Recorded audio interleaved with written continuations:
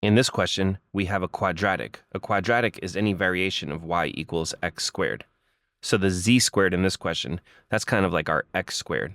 And the first thing you're supposed to do in quadratics is set them equal to 0.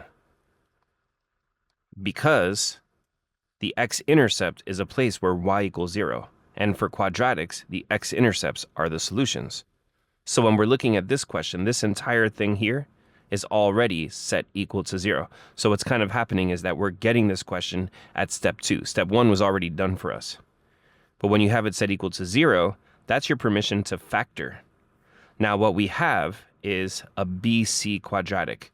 And that's because in the ax squared plus bx plus c setup, we have a number in the b spot and a number in the c spot. But we don't have a number in the a spot. There is just the invisible number 1.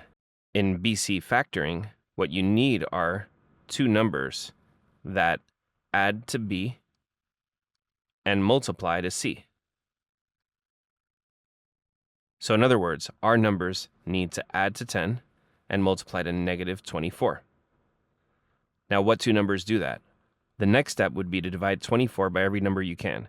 So 24 divides by 1, it divides by 2, it divides by 3, it divides by 4, and this is the set of all the pairs of numbers that multiply to 24.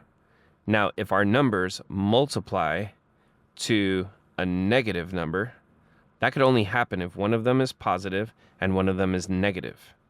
Two positives multiplied together or two negatives multiplied together will both multiply to a positive. To have a negative product, you need one positive and one negative. Now our numbers are adding to a positive.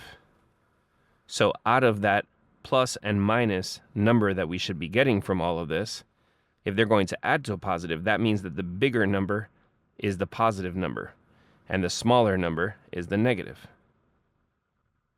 So which pair of these numbers, if we add them together, one positive, one negative, with the bigger one being positive and the smaller one being negative, is going to give us positive 10? And the answer to that is 12 and 2. So to factor this, we'll have z plus 12, z minus 2 equals 0.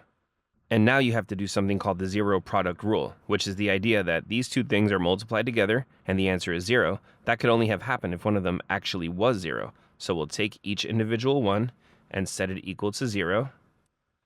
And we can solve each one. Here, take away 12 from both sides, and z is negative 12. And here, take away 2 from both sides, and z is positive 2. So look out on a question like this for instructions that say, what is the positive solution or what is the negative solution? And that would allow you to choose between the negative 12 and the 2. But in this question, either negative 12 or 2 are acceptable answers.